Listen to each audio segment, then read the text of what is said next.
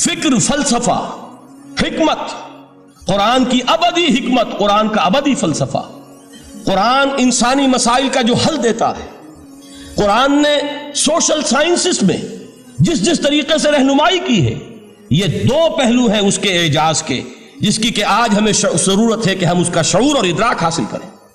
اس کے ضمن میں خاص طور پر علامہ اقبال کا نام لینا چاہتا ہوں۔ میرے نزدیک اس دور میں قرآن مجید کے اس اعجاز اور اس کے ایک معجزہ ہونے کے لیے سب سے بڑی دلیل علامہ اقبال کی شخصیت ہے۔ وجہ کیا ہے کہ علامہ اقبال علماء کے طبقے میں سے نہیں تھے۔ ظاہر بات ہے کہ جن کا پورا جو ہے، جن کی زندگی گزرتی ہو قال اللہ قال الرسول میں، ان کے دلوں میں عظمت قرآن کی، ان کے دلوں میں حضور کی محبت، یہ تو سمجھیے کہ ہونی ہی چاہیے، ان کے شب و روز اسی میں گزرتے ہیں۔ لیکن یہ کہ ایک ایسا شخص جس کی تعلیم ہے کالجوں کی، یونیورسٹیوں کی، جس نے مشرق اور مغرب کے فلسفے کھنگال ڈالے، وہ شخص، اور وہ بھی اس دور میں جبکہ ہم پر مغرب سے مروبیت بہت شدید تھی۔ آج تو وہ مروبیت بہت کم ہو چکی ہے۔ آج تو ہمارا عام نوجوان جو ہے وہ آنکھوں میں آنکھیں ڈال کر بات کرتا ہے، اس میں خود اعتمادی ہے۔ ہمارا بھی اپنا ایک معاشی نظام ہے، ہمارا اپنا ایک سیاسی نظام ہے، ہمارا ایک اپنا سماجی نظام ہے، ہماری اپنی سوشل ویلیوز ہیں۔ آج کا نوجوان الحمدللہ احیاء اسلام کی وہ جد و جہد جو ہے وہ مرحلہ در مرحلہ بہرحال آگے بڑھ رہی ہے۔ وقت لگے گا، لیکن یہ کہ اس میں یقیناً ترقی ہوئی ہے۔ اسی کا مظہر یہ ہے کہ خود اعتمادی ہے۔ We have confidence۔ ہم جانتے ہیں کہ اسلام ایک دین ہے، مکمل دین ہے، اس کے پاس زندگی کے تمام مسائل کا حل ہے۔ لیکن یہ ہے آج 1985 کی بات۔ علامہ اقبال اس صدی کے آغاز میں گئے ہیں یورپ، جبکہ ہم محکوم تھے انگریز کے۔ ایک حاکم قوم کے ہاں جا کر، اس سے مروبیت کتنی شدید اس وقت تھی، جو جاتا تھا اکثر و بیشتر جو ہے واپس آتا تھا تو کھڑے ہو کر پیشاب کرنا ضروری سمجھتا تھا، اس لیے کہ اس نے وہاں پر لوگوں کو یہی کرتے دیکھا۔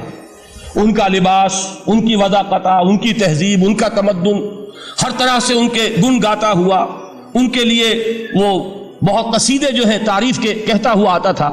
لیکن ایک علامہ اقبال کی شخصیت وہ ہے کہ وہ یہ خود کہتے ہیں کہ میں اس آگ میں ڈالا گیا ہوں مثل خلیل، مغربی تہذیب کے اس الاؤ میں مجھے اس طرح ڈالا اللہ نے جیسے کہ حضرت ابراہیم کو آگ میں ڈلوایا۔ میں اس تہذیب کے اس الاؤ کے اندر سے ہو کر آ رہا ہوں، اور میں نے یہ دیکھ لیا ہے کہ یہ تہذیب کھوکھلی ہے، اس کے اندر کوئی پائیداری نہیں ہے، نظر کو خیرہ کرتی ہے تب چمک تہذیب حاضر کی، یہ سنائی مگر جھوٹے نگوں کی ریزہ کاری ہے۔ اور دیار مغرب کے رہنے والوں، خدا کی بستی دکان نہیں ہے، کھڑا جسے تم سمجھ رہے ہو وہ اب زرے کا معیار ہوگا۔ تمہاری تہذیب اپنے خنجر سے آپ ہی خودکشی کرے گی، جو شاخ نازک پہ آشیانہ بنے گا ناپائیدار ہوگا۔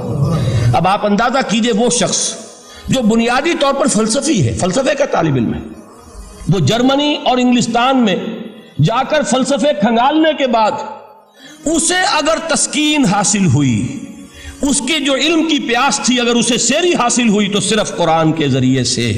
نہ کہیں جہاں میں اما ملی، جو اما ملی تو کہاں ملی میرے جرم خانہ خراب کو تیرے عفو بندہ نواز میں۔ یہ وہ شخص ہے، آخری زندگی میں ان کا کام صرف ایک رہ گیا تھا، قرآن کی تلاوت۔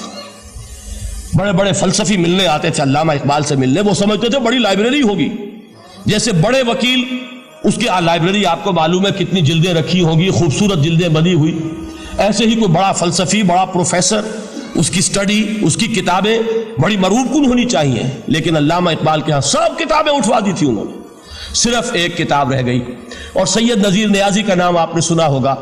انہوں نے جب یہ گواہی دی ہے، یہ واقعہ شاید آپ کے علم میں نہ آیا ہو، یہ بہت اہم واقعہ ہے۔